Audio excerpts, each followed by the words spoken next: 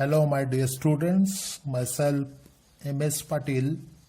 Today we are going to learn a new lesson from English Yuvak Bharati 12th standard, and the title of our lesson is Voyaging Towards Excellence. म्हणजेच उत्कृष्टतेकडे वाटचाल. Let's start with icebreakers. There are different ways to travel from one place to another for different purposes. Discuss with your partner and match the words given in table A with their meanings in table B. म्हणजेच आपण वेगवेगळ्या उद्देशाने एका ठिकाणाहून दुसऱ्या ठिकाणाकडे प्रवास करण्याकरता वेगवेगळे मार्ग अवलंबत असतो. तर आता तुम्ही काय करायचं आहे, तर तुमच्या पार्टनरशी म्हणजे सहकार्याशी चर्चा करायची आहे. ए स्तंभामध्ये दिलेले जे शब्द आहेत तर ते बी स्तंभामध्ये दिलेल्या त्यांच्या अर्थाशी आपल्याला मॅच करायचे आहेत. Okay. The first word is cruise. Okay. Second expedition. C camp. D trip. E excursion. F picnic. G voyage. Here we have the meanings. Now we have to do match the correct pair. Okay. First one, A, cruise. The 7 number is the right pair with A. Cruise means what? A journey on a boat or ship to a number of places. Okay. Second, B, expedition. Expedition means what? A journey specially by a group of people for a specific purpose. This is what the right answer. C, camp. The correct one is the 5th. A place usually away from urban areas where tents are erected for shelter. Okay. E, excursion. Excursion means what? Yes, see, second one is the right answer. A short visit to an outdoor place where people celebrate, enjoy and eat meals. F, picnic. The correct pair is fourth one. A short journey to a place with a particular purpose. Okay. And the last, voyage. And the correct pair is the first one, a long journey on a ship. Okay. So in this way we have completed the first part from icebreakers.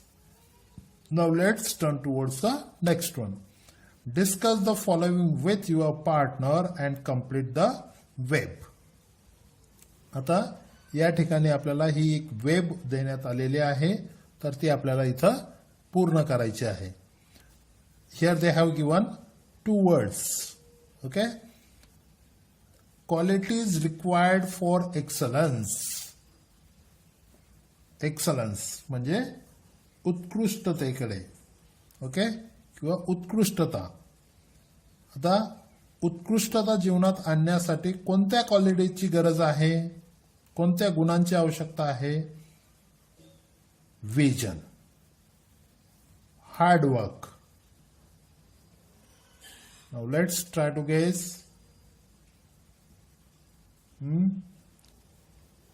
Rationality. Then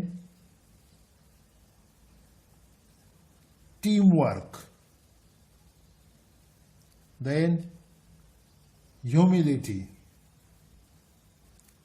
then humanity, equality. Okay, so in this way we can say that these are the different qualities which are required for getting excellence in life. Okay, you can fill up your own answers also. Okay, now let's turn to the page. Here we are going to see the introduction about the writer of our lesson. Okay, let's see the short introduction of the writer. The name of writer is Achyut Godbole. Achyut Godbole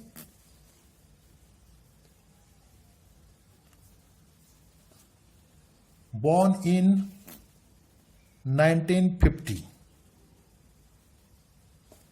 is well known for his writings in Marathi and English. Just see the speciality of this writer, Achyut Godbole. He writes in Marathi as well as in English also. He is a prolific writer in various genres and has produced numerous original works as well as adaptations of works from other languages into Marathi. Just see, here we have one new word, prolific writer. Prolific. Prolific means in Marathi we can say that विपुल, म्हणजे मोठ्या प्रमाणात. Okay, तर त्यांनी खूप मोठ्या प्रमाणात बरेचसे पुस्तकं त्यांनी आतापर्यंत लिहिलेले आहेत आणि ते देखील कसे आहेत, ओरिजिनल वर्क्स आहेत. Okay, as well as adaptations of works from other languages into Marathi. आणि इतर भाषेमध्ये असलेली जी पुस्तकं आहेत तर त्यांचं मराठीमध्ये देखील त्यांनी अनुवाद केलेला आपल्याला दिसून येतो. His writing style is informative and yet very informal. This is also the most important thing about Achyut Godbole. तर त्यांची स्टाईल कशी आहे, informative and informal. He became a chemical engineer from IIT Mumbai in 1972 and headed top management positions in companies of great repute. Just see the speciality of the current lesson. He is a chemical engineer from IIT Mumbai. Okay, as well as top management positions in companies of great repute. तर या दोन विशेषता आपल्याला त्यांच्याबद्दल सांगता येतील. Now let's see about the present lesson. This autobiographical sketch penned by Achyut Godbole depicts his journey from a middle class schoolboy to a famous writer. हा जो लेसन आहे तर तो एक ऑटोबायोग्राफिकल स्केच आहे, म्हणजे याच्यामध्ये आपल्याला त्यांचं आत्मचरित्र आपल्याला दिसेल. आणि अच्युत गोडबोले यांनी त्यांची जी जर्नी आहे, from a middle class school boy to a famous writer, एक मध्यमवर्गीय शाळेत जाणारा मुलगा ते फेमस रायटर, प्रसिद्ध रायटर, हा जो प्रवास आहे त्यांचा तर तो अतिशय सुंदर पद्धतीने त्यांनी इथं वर्णन केलेला आहे. ही was a successful general manager of Patni computer. Okay, Patni computer is a well non famous reputed software company in India. Okay, and Achyut Godbole was a successful general manager of this software company. He headed many other reputed companies and later become a famous writer. Okay, the present writer discusses his quest for excellence, how he developed a thirst for knowledge. तर त्यांनी इतर देखील अनेक कंपन्यांमध्ये मोठ्या पदावर काम केलेलं आहे. त्यानंतर हा जो राईटअप आहे, हा जो लेसन आहे, तर याच्यामध्ये आपल्याला त्याची क्वेस्ट फॉर एक्सलन्स म्हणजे जीवनामध्ये एक्सलन्स उत्कृष्टता आणण्यासाठी त्यांची जी धडपड आहे तर ती धडपड आपल्याला इथं पाहायला मिळते. थर्स्ट फॉर नॉलेज, ज्ञानासाठी असलेली त्यांची तहान. ओके, हे देखील आपल्याला या प्रेझेंट राईटअप मध्ये पाहायला मिळते. He discussed at length the ingredients essential of success and the ways to achieve it. ह्या लेसन मध्ये आपल्याला पाहायला मिळेल की यश मिळवण्यासाठी किंवा यशस्वी होण्यासाठी आवश्यक असलेले घटक कोणते आहेत आणि ते यश आपण कशा पद्धतीने संपादित करू शकतो याच्याबद्दल अतिशय डिटेलमध्ये त्यांनी आणि खूप चांगल्या पद्धतीने इथं वर्णन केलेलं आपल्याला दिसून येतं. Okay, before starting to the actual lesson, let me tell you one thing that Achyut Godbole is a very famous personality and you can get more information about him at YouTube also. You will have the different videos regarding him, his views, his opinions, his thoughts regarding various topics. Okay, so let's see our present lesson, Always Towards Excellence. I had a very simple upbringing. We were a lower middle class family. Just the very first line from the lesson shows the position of Achyut Godbole, that what he was. Okay, तर अच्युत गोडबोले यांचं जे लहानपण आहे, बालपण आहे, तर ते अतिशय साध्या सोपे पद्धतीने गेलेलं आहे. We were a lower middle class family. आमचं मध्यमवर्गीय कुटुंब होतं. Our 300 square feet house did not even have basic amenities such as fan, a refrigerator, a geyser, a dining table, or a gas stove. Live alone, an air conditioner or a car. तर आमचं जे मध्यमवर्गीय कुटुंब होतं, तर आमच्या मध्यमवर्गीय कुटुंबाचं जे राहण्याचं घर होतं तर ते केवढं होतं, 300 स्क्वेअर फीटचं होतं. त्याच्यामध्ये फॅन नव्हता, गिझर नव्हतं, रेफ्रिजरेटर नव्हतं, डायनिंग टेबल नव्हता, गॅस स्टोव्ह नव्हता. एवढ्या सर्व ज्याला आपण जीवनावश्यक गोष्टी म्हणू शकतो तर त्या देखील त्यांच्या घरामध्ये नव्हत्या. आणि एअर कंडिशनर आणि कार या दोन गोष्टींचा विषय तर बाजूलाच राहतो, म्हणजे यांचा तर विचारच आपण करू शकत नाही. It was only when I entered the college that I got a watch and we got a dining table and a gas stove at home. आणि मग पुढे जाऊन मी जेव्हा कॉलेजला जाऊ लागलो तेव्हा मला वॉच मिळाली आणि आमच्या घरामध्ये डायनिंग टेबल आलं आणि गॅस स्टोव्ह आला. Okay, nevertheless culturally I had a rich childhood. Okay, just see this line suggests the most important aspect about the writer's life. जरी ते आर्थिक दृष्ट्या कमकुवत होते, मिडल क्लास होते, तरी देखील रायटर सांगतात culturally I had a rich childhood. परंतु सांस्कृतिक दृष्ट्या जर पाहायला गेलं तर आम्ही कसं होतं, संपन्न होतो. माझं बालपण हे संपन्न होतं.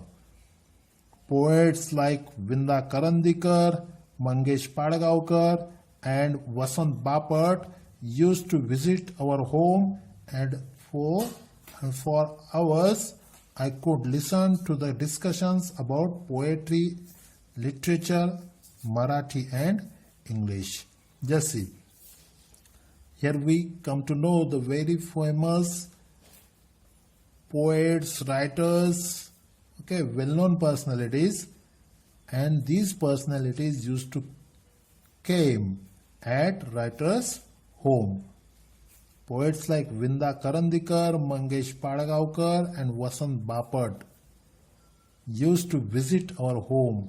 तर ह्या ग्रेट पर्सनॅलिटीज त्यांच्या घरी देखील आलेल्या असायच्या आणि तासन तास तर ते त्यांचं डिस्कशन चालायचं कशावर पोएट्री अँड लिटरेचर मराठी कविता असतील इंग्लिश लिटरेचर असेल यांच्यावर त्यांचं तासन तास डिस्कशन चालायचं आणि ते डिस्कशन अच्युत गोडबोले लहान असताना त्यांनी ते ऐकलेलं आहे. They use to talk about Keshavsut, Mardhekar, Shakespeare, Charles Dickens and Thomas Hardy. Just see. Keshavsut असतील, मर्ढेकर असतील, शेक्सपियर असतील, चार्ल्स डिकन्स असतील अँड थॉमस हार्डी असतील, तर या सर्वांच्या बाबतीत त्यांच्या चर्चा व्हायच्या, या सर्व ग्रेट पर्सनॅलिटीजच्या, आणि ह्या सर्व चर्चा त्यांना ऐकायला मिळायच्या. I did not fully understand their discussions in depth, but I was immensely impressed. खरं तर मला ती चर्चा पुरेशी समजत नव्हती, परंतु मला ती चर्चा ऐकून आय वॉज इमेन्सली इम्प्रेस्ड. मला त्या गोष्टीचं निश्चितच काय वाटत होता, आय वॉज इमेन्सली इम्प्रेस्ड. मला त्याचा प्रभाव माझ्यावर जाणवत होता, त्या गोष्टीचा प्रभाव माझ्यावर झालेला होता. We also were lucky to have Pandit Kumar Gandharva, Pandit Bhimsen Joshi and Pandit Jasraj visit our place and talk about Indian music till late night or sometimes dawn.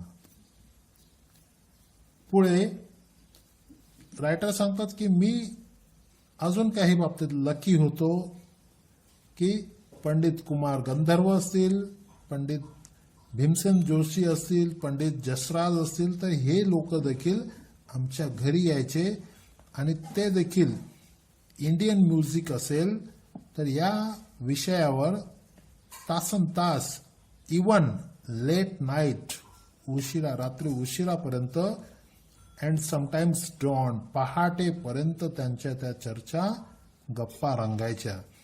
This is how and why I developed my interest in literature and music during my school days. आणि म्हणूनच शालेय जीवनामध्ये माझा जो आवड होती या विषयांबद्दल, साहित्य असेल किंवा संगीत असेल, या विषयांबद्दल माझी आवड वाढली. I did not and even today don't understand the grammar of music but I begin to love it tremendously since then. मला आज देखील म्युझिक मधलं व्याकरण काय आहे ते समजत नाही, परंतु I begin to love it. परंतु माझं त्याच्यावर प्रेम जडलं, मी त्याच्यावर प्रेम करायला लागलो ट्रेमंडसली, विपुल प्रमाणात, खूप प्रमाणात. ओके, तेव्हापासून most of the times the topics of discussion at our home were about music, literature, paintings, sculptures etc. I could listen to the discussions about Van Gogh, Mozart and Michelangelo etc. आणि मग बऱ्याचशा वेळेस जे discussion आहे तर ते वेगवेगळ्या टॉपिक्सवर व्हायचं. मग ते संगीतावर असेल, साहित्यावर असेल, पेंटिंगवर असेल, स्कल्पचरवर असेल, तर अशा वेगवेगळ्या विषयांवर ते डिस्कशन सुरू असायचं.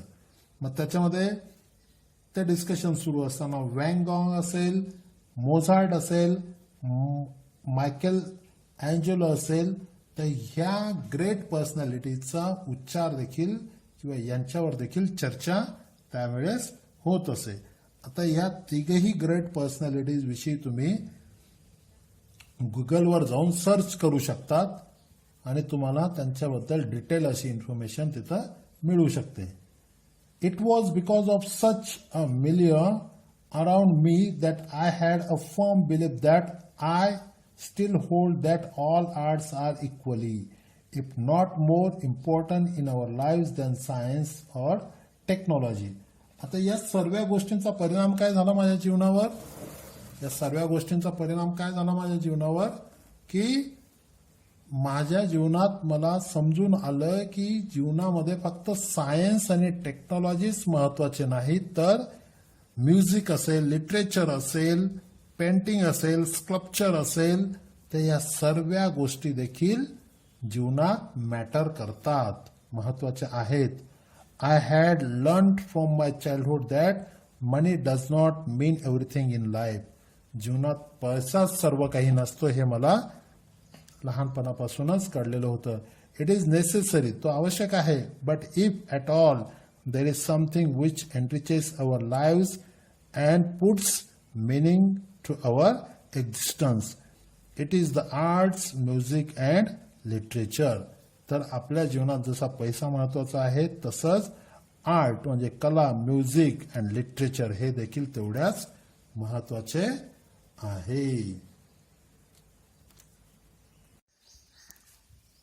Let's see the next paragraph.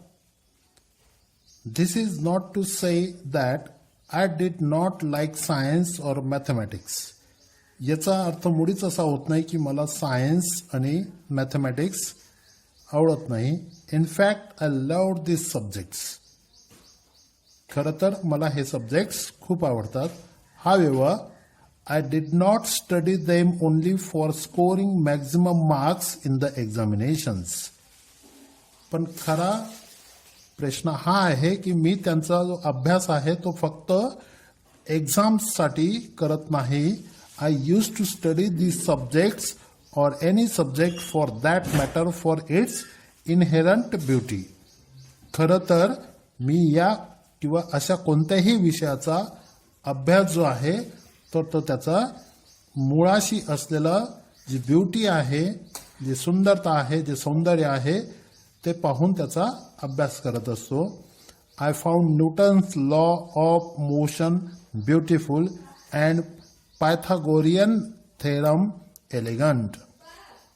तर न्यूटन्स लॉ जो आहे मोशन, लॉ ऑफ मोशन, तर तो असेल तर तो मला सुंदर वाटतो आणि पायथागोरियन थेरम मला एलिगंट वाटतो. एलिगंट मीन्स पीसफुल और स्टाइलिश इन अपीयरन्स और manner. Okay? I loved solving problems of physics and mathematics of the 9th standard when I was in 7th. Not to show off, but just because I used to get involved in solving them. 7वीत असताना मला 9th म्हणजे 9वीचे जे physics असेल किंवा mathematics असेल तर या विषयांचे जे प्रॉब्लेम्स होते तर ते सोडवण्यामध्ये मला आनंद वाटायचा. तर हे मी शो ऑफ म्हणून करत नव्हतो, तर I use to get involved in solving them. तर मला ते सॉल्व करताना एक वेगळ्याच प्रकारचा आनंद जाणवायचा आणि म्हणून मी ते करत असेल. I use to love problem solving and use to enjoy finding out the most elegant methods of solving them. Just here the writer tried to convey us that we must love to any subject. We should not learn any subject just because of the exam orientation, but we must see the beauty lies in that subject. Okay? तर मला problem solving आवडायचं आणि मी ते enjoy करायचो. Okay? आणि त्याच्यामध्ये elegant methods of solving them म्हणजे problem solve करताना वेगवेगळ्या पद्धतीने तो सॉल्व करायचा. तर त्याच्यासाठी एक वेगळी मेथड शोधायची, याच्यात मला एक वेगळाच आनंद वाटत असे. Obviously these problems were not a part of the curriculum, but I enjoyed the whole process. खरं पाहायला गेलं तर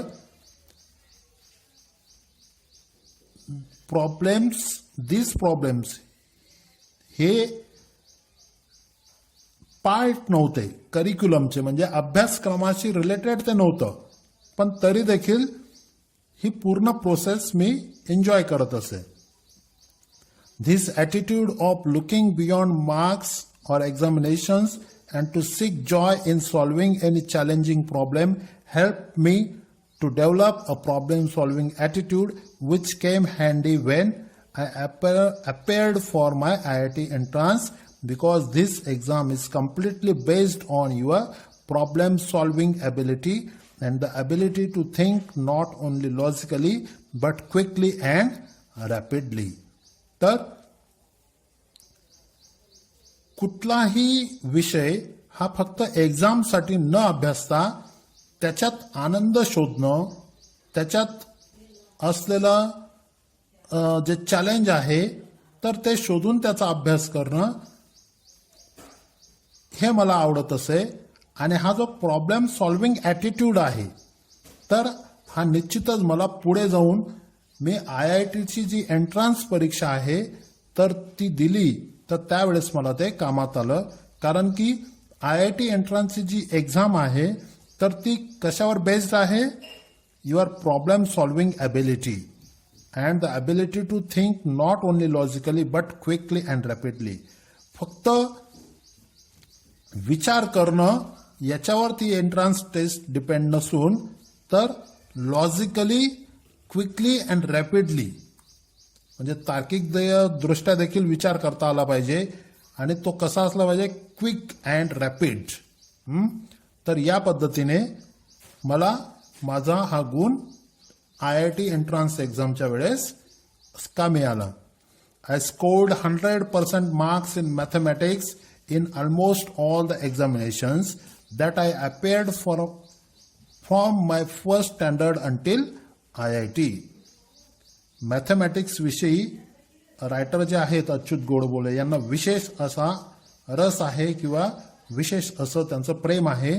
तर लहानपणापासून म्हणजे फर्स्ट स्टँडर्ड पासून तर IIT पर्यंत त्यांना मॅथमॅटिक्समध्ये आउट ऑफ 100 मिळालेले आहेत, bearing only a few times. फक्त क्वचितच एखादी एक्झाम असेल की तिच्यामध्ये त्यांना थोडे 1 किंवा 2 मार्क्स कमी मिळाले असतील मॅथमॅटिक्समध्ये. I stood 16th in the SSC board. At that time this examination was for the whole of Maharashtra including Nagpur. तर अच्युत गोडबोले 10वीच्या परीक्षेमध्ये, 10वी बोर्डच्या परीक्षेमध्ये राज्यामध्ये 16व्या स्थानावर आले होते, 16th. आणि त्यावेळेस the examination was for the whole Maharashtra including Nagpur. आणि त्यावेळेस जी परीक्षा होती तर ऑल महाराष्ट्रामध्ये ती एकत्रितरित्या कंडक्ट केली जात असे, including Nagpur also. Okay. And I stood first in the university in all subjects put together. आणि पुढे जाऊन मी युनिव्हर्सिटीमध्ये देखील फर्स्ट आलो. Those days you could get an admission into IIT without the entrance test JEE if you had secured the first rank in the university. त्या काळामध्ये JEE जी exam आहे, entrance taste आहे, तर तुम्ही जर युनिव्हर्सिटीमध्ये टॉप केलं असेल तर तुम्हाला सरळ IIT मध्ये प्रवेश मिळत होता. म्हणजे without giving the entrance test you can get the direct admission in to IIT.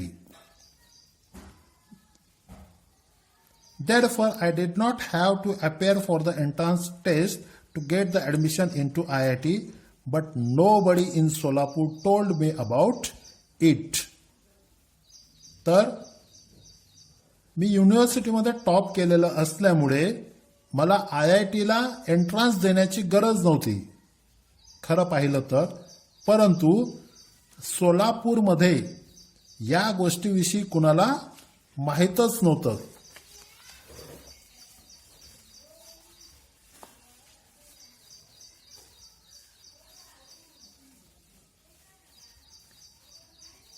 If anybody in Solapur even knew about this rule, therefore, तर कदाचित सोलापूरमध्ये हा जो रूल आहे तर तो कुणालाच माहीत नव्हता. I appeared for the entrance examination and I secured a very good rank in the same. आणि पुढे जाऊन मी ती एंट्रन्स एक्झाम दिली आणि चांगले रँक देखील मिळवले. I was quite happy getting into IIT, but my joy would short-lived. IITला ऍडमिशन मिळाल्याबद्दल मला खूप आनंद वाटत होता, परंतु माझा जो आनंद आहे तो फार काळ टिकला नाही. At Solapur, I had not seen any building which was more than 3-storied. Mumbai, however, was full of skyscrapers. तर सोलापूरमध्ये मी ज्या बिल्डिंग्स आहेत तर त्या 3 मजल्यापर्यंतच्या बिल्डिंग्स पाहिलेल्या होत्या. पण मुंबईच्या बाबतीत ही गोष्ट वेगळीच होती. मुंबईमध्ये उंच उंच गगनभेदी अशा इमारती होत्या. स्काय स्क्रॅपर्स म्हणजे उंच उंच इमारती होत्या. At IIT, most of the students and professors used to converse in English, whereas my English was very poor. आणि IIT मध्ये जे विद्यार्थी होते, जे प्रोफेसर्स होते, तर त्यांचं संभाषण कशातून? इंग्लिशमधून चालत असे. And talking about writer, he says about himself that he was poor in English. I had my entire education in Marathi. My spoken English was quite pathetic. The writer has taken his whole education, means from first standard to up to graduation, he has taken his education into Marathi.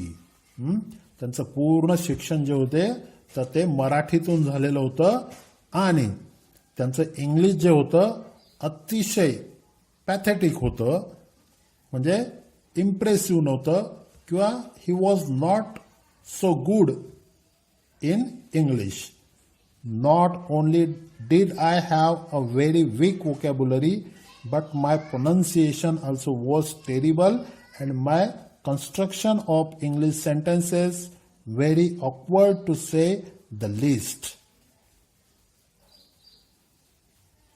माझा शब्दसंग्रह जो होता इंग्लिशचा vocabulary तर ती खूप कमी होती आणि माझा जो उच्चार होता प्रोनाउन्सिएशन म्हणजे उच्चार तर ते देखील खूप चुकीचे होते. वाक्य रचना ही देखील चुकीची होती. Due all this I was feeling quite lonely and terrified in Mumbai in general and IIT in particular. आणि म्हणून माझी अशी अवस्था असल्या कारणाने मला आता मुंबईमध्ये एकाकी वाटू लागलं. फीलिंग लोनली, क्वाईट लोनली आणि टेरिफाईड. आणि IIT मध्ये तर मला खूपच चुकीचं फील होत होतं. I had developed an inferiority complex and wanted to run away from IIT and even Mumbai. And it is because of this kind of condition the writer feels or the writer developed an inferiority complex. Inferiority complex म्हणजे न्यूनगंड. तर हा न्यूनगंड त्यांच्यामध्ये develop झाला आणि त्यांना काय वाटू लागलं? Wanted to run away from IIT and even Mumbai. आता मुंबईमधून आणि IIT मधून पळून परत सोलापूरला जावं असं त्यांना फील होत होतं. One day I was sitting at my mess table in the hostel sipping tea when a senior guy came and sat on the chair adjacent to me. एका दिवशी काय घडलं? I was sitting in my chair. I was sitting at my mess table in the hostel and sipping tea. म्हणजे मी हॉस्टेलच्या मेसमध्ये चहा पीत बसलेलो होतो आणि तेव्हा एक सिनियर माझ्याजवळ आला आणि तो माझ्या टेबलाजवळ येऊन बसला.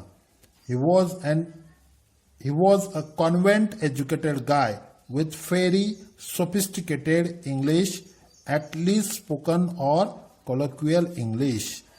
तर तो कॉन्व्हेंट एज्युकेटेड गाय होता, म्हणजे कॉन्व्हेंट मधले त्याचं एज्युकेशन झालेलं होतं आणि त्याची जी इंग्लिश होती तर ती कशी होती, सोफिस्टिकेटेड होती. ओके, म्हणजे अतिशय चांगले उच्चार होते, शब्दसंग्रह चांगला होता. And he was fluent in English. He was a bit arrogant and wanted to pull my leg. आणि तो कसा होता, ॲरोगंट होता, उद्धट होता आणि तो माझी तिथं टिंगल करत होता, टवाळकी करत होता. का टवाळकी करत होता, कारण रायटर जे होते तर ते रायटर इंग्लिशमध्ये पुअर होते हे त्याला माहीत होतं, जाणीव होती आणि म्हणून तो रायटरला चुकीच्या पद्धतीने ट्रीट करत होता. He tried to engage in some conversation with me and started pointing out errors in just about every sentence or everything that I said. आता त्याने माझ्याशी बोलायला सुरुवात केली. Just see. The writer has already developed inferiority complex in him. He was poor in conversation and this convent guy has started his speaking in English.